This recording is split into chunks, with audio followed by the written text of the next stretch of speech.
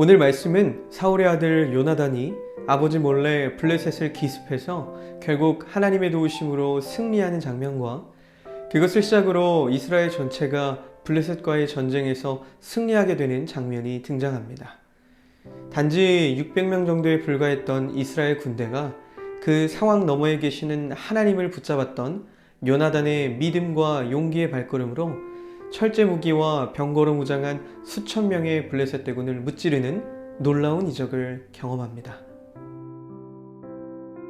오늘 주신 하나님의 말씀은 사무엘상 14장 1절에서 23절까지입니다.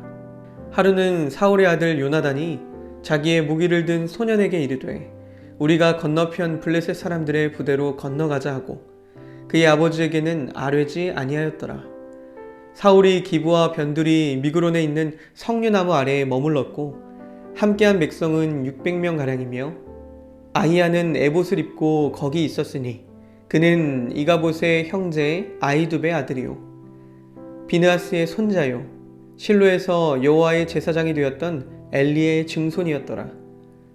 백성은 요나단이 간 줄을 알지 못하니라. 요나단이 블레셋 사람들에게로 건너가려 하는 어기 사이 이쪽에는 험한 바위가 있고 저쪽에도 험한 바위가 있는데 하나의 이름은 보세스요 하나의 이름은 세나라. 한 바위는 북쪽에서 믹마스 앞에 일어섰고 하나는 남쪽에서 게바 앞에 일어섰더라. 요나단이 자기의 무기를 든 소년에게 이르되 우리가 이 할례 받지 않은 자들에게로 건너가자. 여호와께서 우리를 위하여 일하실까 하노라. 여호와의 구원은 사람이 많고 적음에 달리지 아니하였느니라.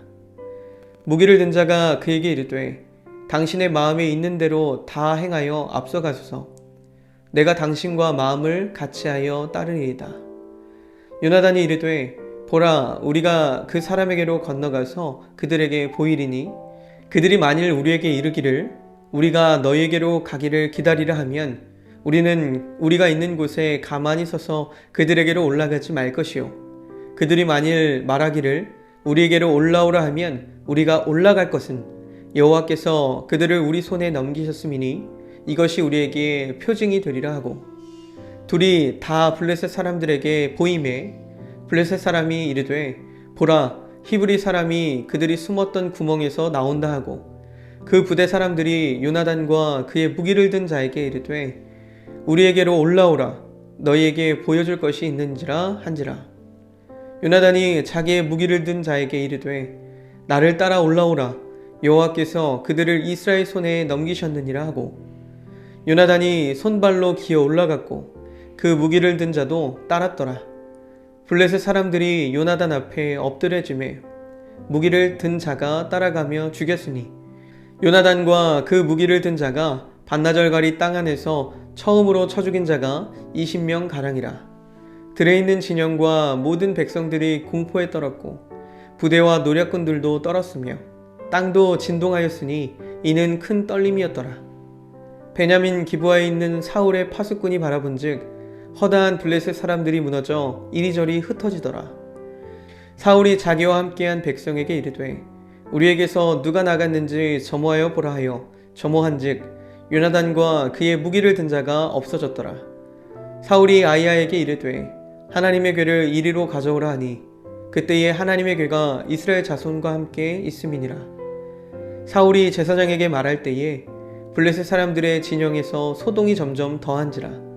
사울이 제사장에게 이르되 내 손을 거두라 하고 사울과 그와 함께한 모든 백성이 모여 전장에 가서 본즉 블레셋 사람들이 각각 칼로 자기의 동무들을 치므로 크게 혼란하였더라.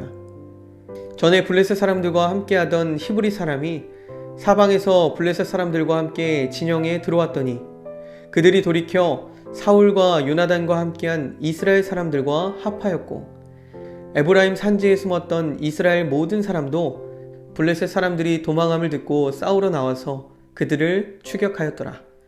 여호와께서 그날에 이스라엘을 구원하심으로 전쟁이 베다웬을 지나니라. 아멘. 오늘 말씀은 세 부분으로 나누어 볼 수 있습니다. 먼저는 1절에서 10절까지의 말씀인데요. 요나단은 블레셋과의 전투에서의 판세를 뒤집기 어려운 상황에서 큰 결단을 내립니다. 아버지 사울 몰래 무기를 든 소년과 함께 블레셋을 급습하기로 계획합니다. 블레셋을 향해서 할례 받지 않은 자들이라고 표현하며 하나님 안에 거하는 자와 그렇지 않은 자에 대한 대비를 드러내고, 하나님이 함께 하시면 사람과 무기의 많고 적음은 결코 문제가 되지 않는다는 믿음으로 적진을 향해 전진합니다. 그러나 이것이 하나님의 뜻이 맞을지 먼저 확인하기 위해서 표징을 두는 일도 놓치지 않습니다. 이렇게 무슨 일을 하든지 우리의 역량이 충분한지보다 하나님이 뜻하시고 지시하시는 일인지 먼저 확인하는 것이 중요하다는 사실을 기억해야 합니다. 다음으로는 11절에서 15절까지의 말씀입니다. 하나님의 능력을 신뢰하는 자는 용감합니다. 표징을 통해 하나님의 뜻을 확인한 요나단은 승리를 확신하면서 지체 없이 적진을 향해 올라갑니다. 그리고는 20명가량의 블레셋 군인을 무찌르고 적진 내부에 큰 혼란을 가중시킵니다. 이렇게 하나님께서 가야 할 길을 보여주실 때 그 길이 내 생각과는 다른 길이라 할지라도 요나단 같은 믿음의 모습을 보여야 함을 깨닫게 됩니다. 마지막으로 16절에서 23절까지의 말씀입니다. 이제 이 기세를 몰아서 이스라엘 군대가 블레셋 진영으로 향합니다. 하나님이 승리케 계획하시니 적군들 서로가 서로를 공격합니다. 심지어 히브리인들마저 이스라엘의 편이 되어 함께 싸웁니다. 이렇게 이스라엘은 대승리를 거둡니다. 이렇게 믿음의 행동 하나가 공동체에 미치는 선한 영향은 실로 엄청납니다. 비록 시작은 미약할지라도 하나님을 의지해서 내가 먼저 첫 발을 내딛는다면 이를 통해 분명 또 다른 믿음의 열매가 맺히고 선한 향기들이 전해지고 전해져서 결국 하나님의 일들을 완성해 갈 줄 믿습니다. 우리 삶에서 중요한 일들을 결단하거나 선택해야 할 때가 반드시 찾아옵니다. 그럴 때 우리는 어디에 영향을 받거나 무엇을 기준 삼고 있는지 돌아보기 원합니다.